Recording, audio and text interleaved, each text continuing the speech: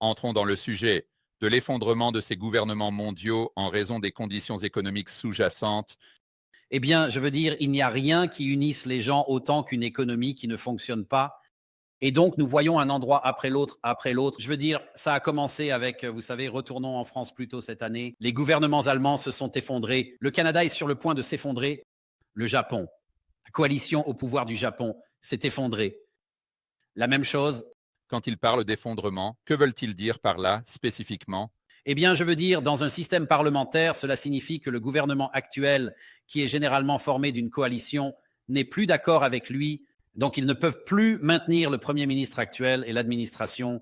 Donc, le gouvernement s'effondre, ce qui signifie que l'administration passe en gestion intérimaire. Et le gestionnaire intérimaire est tout simplement un bureaucrate ou un technocrate qui, comme son nom l'indique, s'occupe de tout, jusqu'à ce que le prochain gouvernement puisse être élu et parvenir à une conclusion.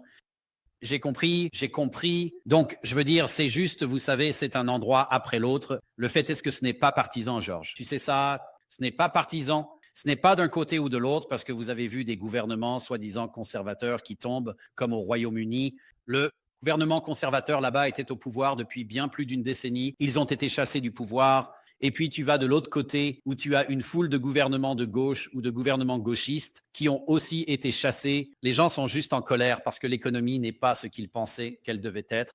Tout le monde disait, vous savez, nous nous sommes remis, c'était brûlant. Tout allait bien dans le monde il y a quelques années. Ce qui s'est vraiment passé, c'est que tout le monde a pris du retard ou a vraiment été laissé pour compte par le pouvoir d'achat qui a diminué et les prix. Et pendant un certain temps, la plupart des gens, je veux dire, les gens sont vraiment patients. Ils étaient prêts à dire, d'accord, j'ai été frappé par les prix à la consommation. J'ai perdu énormément de pouvoir d'achat. Je suis devenu pauvre, mais tu continues à me dire que tout va bien et que je vais récupérer ça d'une manière ou d'une autre. Et puis, à mesure que l'économie s'est affaiblie tout au long de 2024, alors qu'elle était censée aller très bien, les gens ont commencé à réaliser, oh mince, je suis devenu plus pauvre et je ne vais jamais récupérer ça. Et bien sûr, ils se sont fâchés et ils sont devenus de plus en plus en colère. En tant que peuple, tu sais, tous les élus et les gens au pouvoir leur disaient de se taire. Tout va très bien. Je ne veux pas entendre vos plaintes. Vous êtes juste une bande de pleurnicheurs. Et c'est ça qui a vraiment condamné toutes ces personnes. C'est le fait qu'ils n'écoutaient pas. Ils n'écoutaient pas les plaintes que nous recevions. Les gens ordinaires disaient, écoutez, ce n'est pas bon. Et tous les élus autour de nous disent, va te faire voir, tais-toi, tout va bien. J'ai fait un travail énorme. C'est vraiment ce qui, je pense, a vraiment mis le feu aux poudres. C'est que les gens vont bien. Je ne vais pas juste rester là à encaisser et que tu me dises que tout va bien alors que je sais que ce n'est pas le cas. Tu as la fille, la ministre des Finances qui démissionne, disant en gros que les politiques de Trudeau sont complètement à l'envers. Et puis, elle a presque dit qu'ils étaient puérils. Elle a dit que ce n'est pas une chose sérieuse. Elle a démissionné parce que, tu sais, les rats quittent le navire qui coule. Je veux dire, tout le monde sait que le gouvernement Trudeau est impopulaire. Quand ils auront une élection, ils vont de toute façon se faire écraser. Ouais, c'est un peu comme une excuse, genre, d'accord, je dois me barrer d'ici. Parce que, tu sais, sors avant, sors tant que c'est encore bon. Et vraiment, cette impopularité remonte à, je veux dire, regarde, Bill Clinton s'en est sorti avec beaucoup de choses parce que je pouvais ressentir ta douleur, n'est-ce pas? Si, politicien avait dit, vous savez quoi, nous faisons de notre mieux. Nous avons été confrontés à des défis vraiment uniques qui étaient absolument immenses. Et nous avons, vous savez, nous avons expérimenté, on a fait plein de choses, on ne savait vraiment pas ce qu'on faisait. Et tu sais quoi? Il y avait vraiment des inconvénients. On sait que tout le monde n'a pas passé un bon moment. Ce n'était pas une économie vraiment géniale. C'était le mieux qu'on pouvait faire. Maintenant, nous allons essayer de le réparer. Si quelqu'un avait dit ça, il aurait eu de meilleures chances de survivre à ces élections. Mais non. N'est-ce pas? Donc, si tu dis ça, ta croyance, c'est que les États-Unis sont dans le même panier, qu'ils ont les mêmes problèmes économiques. Il y a juste un léger retard. La réponse que tu vas recevoir, c'est Jeff, tu ne sais pas de quoi tu parles, parce que regarde juste les données économiques. Il est vrai que la Chine traverse essentiellement une crise financière mondiale. Il est vrai que tous ces gouvernements s'effondrent. Nous te concédons que c'est à cause de ces problèmes économiques sous-jacents. Ça ne se passe pas ici aux États-Unis. Nous avons une croissance du PIB de 3%. Nous avons le taux de chômage. Bien que ça augmente, c'est toujours à des niveaux historiquement bas, disons. Nous avons toute cette nouvelle énergie positive. Parce que nous avons l'administration Trump, nous avons Doge, nous avons la Réserve fédérale qui sort aujourd'hui. Jerome Powell, oui, ils ont baissé de 25 points de base. Mais regarde ce qu'il disait. Il dit qu'en fait, c'était comme un 50-50 quant à savoir s'ils allaient couper ou non. Et maintenant, il dit que l'économie est si bonne aux États-Unis qu'ils ne vont réduire que de 50 points de base en 2025, puis en 2026. Donc, au cours des 2 prochaines années, ils ne vont réduire que d'un autre 100 points de base, 1%. Je veux dire, si ce n'est pas de la confiance dans l'économie américaine, et économie, je ne sais pas ce que c'est. Donc, je sais que tu parles toujours d'une économie mondialement synchronisée, mais peut-être que cette fois, c'est différent. Et les États-Unis peuvent continuer à croître à un rythme de 3 ou 4%, alors que tous leurs autres partenaires commerciaux et toutes les autres économies développées s'effondrent. La Fed n'a en fait pas dit qu'elle avait confiance dans l'économie. Ce qu'ils ont dit, c'est qu'ils n'ont pas confiance dans les prix à la consommation et l'inflation. Ils savent que les États-Unis, économie, malgré le PIB, nous avons aussi un problème d'emploi ici. Ça commence vraiment à s'accumuler, surtout quand tu réalises que beaucoup de gens, des centaines de milliers de travailleurs, ont quitté le marché du travail. Donc, bien que le taux de chômage officiel soit de 4,2%, ce qui est, comme ils le souligneront, historiquement bas, si tu ajustes pour les abandons de la main-d'œuvre, c'est déjà presque 5%. Et je pense qu'une partie du problème, c'est que les gens quittent le marché du travail parce que personne n'embauche. Et le fait que personne n'embauche, c'est en fait le processus de récession. Ce ne sont pas des licenciements. Les licenciements arrivent à la fin, peu importe. Tu regardes dans l'histoire, quand les entreprises cessent d'embaucher des gens et que cela commence à entraîner une accumulation de chômage, qu'il soit officiel ou non. Quand nous disons que tu dois ajuster pour les abandons de la main-d'œuvre, ce que nous disons vraiment, c'est que les gens cessent de chercher du travail parce que personne n'embauche. Et si le BLS t'appelle et te demande est-ce que tu cherches du travail ce mois-ci et tu dis eh bien non, personne n'embauche, tu sors de la main-d'œuvre officielle, ce qui signifie que tu n'es pas compté dans le taux de chômage. Et c'est quelque chose que l'on voit à chaque cycle de récession. L'inflexion, c'est que le chômage commence à augmenter et que la participation à la main-d'œuvre reste généralement stable. Elle ne baisse pas vraiment. C'est un phénomène post-2008. Mais le taux de participation commence à diminuer parce que la population continue de croître, parce que personne n'embauche. Et donc, c'est le trait commun que nous voyons sur les marchés du travail à travers le monde. Et c'est ce que la Réserve fédérale a sous-entendu. La Fed dit que nous voyons que le marché du travail s'affaiblit, en fait. Nous pensons que c'est relativement stable, mais nous ne sommes pas vraiment sûrs. Mais ce qui nous préoccupe davantage maintenant, c'est que la Fed a un biais institutionnel en faveur de l'inflation, car la désinflation des prix à la consommation ne se produit pas de manière linéaire et c'est un processus très discontinu. Processus, nous sommes en pleine remontée, donc les points de la Fed s'ajustent au dernier IPC. Se fier à la Fed n'est pas une bonne façon de traverser cela, parce que pense à comment nous en sommes arrivés là au cours de l'année dernière. Revenons un an en arrière, eh bien, il y a 1 an et 1 mois, 1 an et 2 mois, la Fed parlait de nous n'allons probablement pas avoir de baisse de taux en 2024. On pourrait en avoir une, peut-être 2 au maximum. Et ensuite, que s'est-il passé? L'IPC a commencé à baisser et ils ont dit oh, nous allons commencer à couper. Nous allons pouvoir baisser les taux. Et puis, au début de cette année, que s'est-il passé? L'IPC a commencé à remonter. Et qu'ont-ils dit? Peut-être nous 2 baisses de taux en 2024. On pourrait même devoir commencer à parler de hausse de taux. Et ensuite, que s'est-il passé? Le marché du travail s'est affaibli. Nous avons eu plus d'IPC désinflationnistes passant par le processus discontinu. Et que a fait la Fed? Les points sont descendus. La Fed a fait une baisse de 50 et tout s'est ajusté au dernier rapport de l'IPC. Où en sommes-nous maintenant? Et nous sommes dans le même processus où les points regardent les derniers IPC qui sont de nouveau en hausse. Et ils disent oh, nous ne sommes plus vraiment confiants dans la désinflation parce que nous ne comprenons pas vraiment d'où vient la désinflation. Nous réagissons simplement aux dernières données que nous avons en main. Donc la Fed n'est pas vraiment une source fiable. Ils réagissent simplement à ce que sont les dernières données. Le problème du découplage, l'idée que l'économie américaine est isolée des faiblesses mondiales. L'économie est une île à part entière, pleine de toutes ces forces merveilleuses qui vont l'isoler et l'immuniser contre la faiblesse. Cela se passe dans le reste du monde.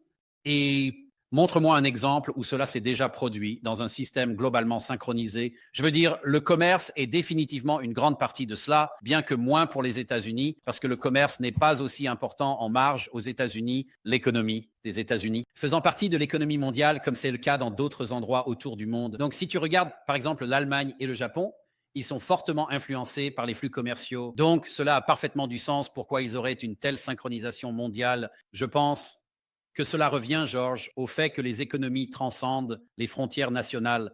Vous avez de grandes entreprises multinationales qui réagissent aux conditions mondiales, pas spécifiquement américaines, conditions. Donc, si vous avez une grande entreprise multinationale qui constate une faiblesse dans d'autres parties du monde et ils disent, mince, il faut qu'on commence à réduire nos coûts.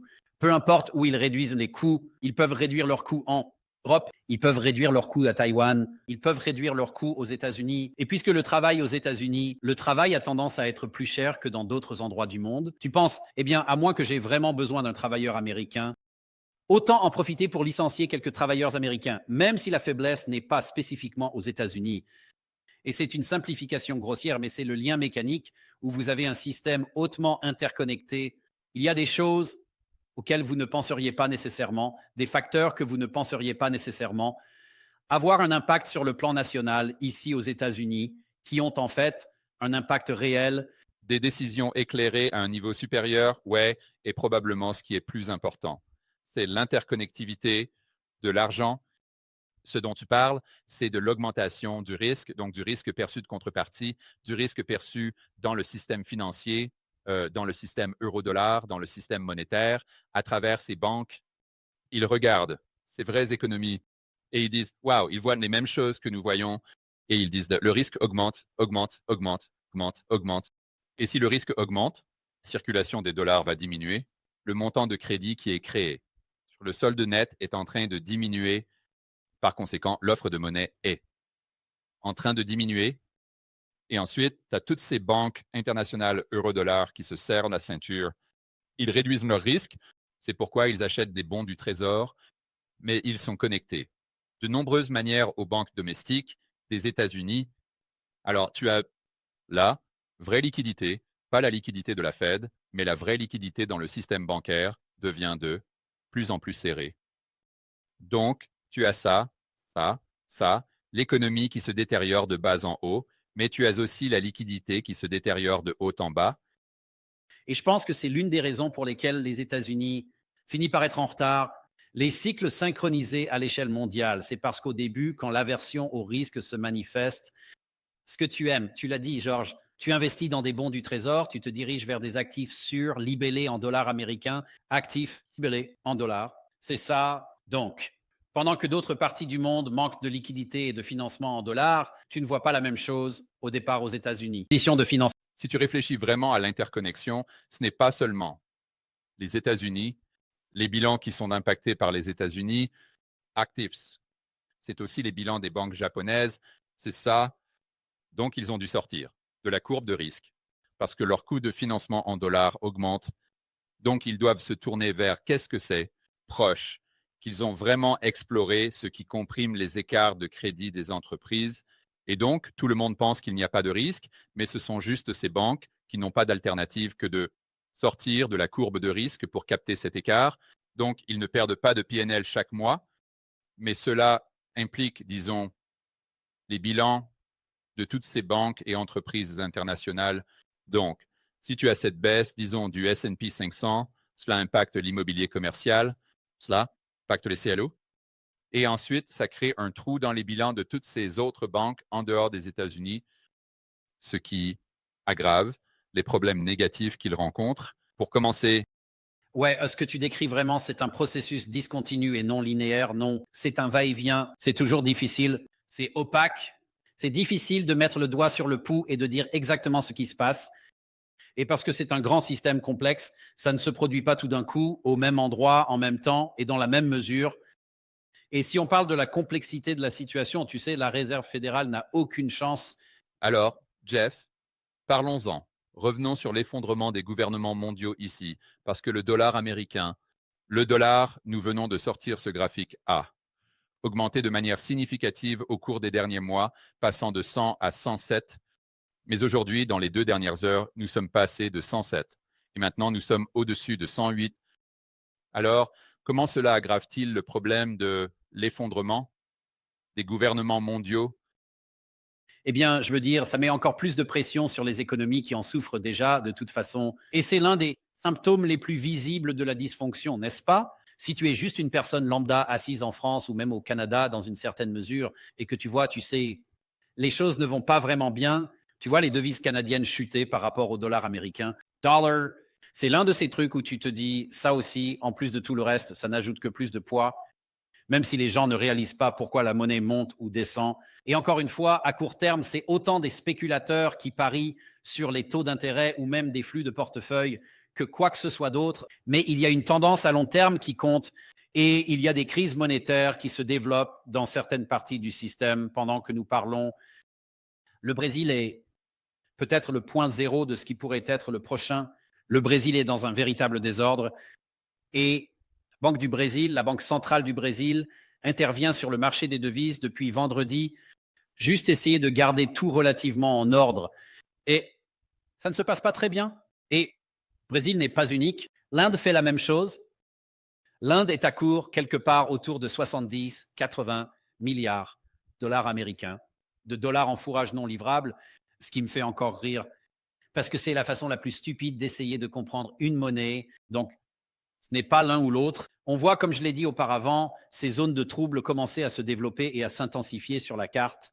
Et c'est comme, d'accord, c'est quelque chose auquel nous devons prêter attention. Et bien qu'il soit compréhensible de penser que cela n'a absolument rien à voir avec les États-Unis, il n'y a absolument rien à voir avec la Réserve fédérale ou, vous savez, le président Trump qui arrive avec un tas de politiques favorables aux entreprises, qui peuvent être favorables aux entreprises et qui pourraient être positives.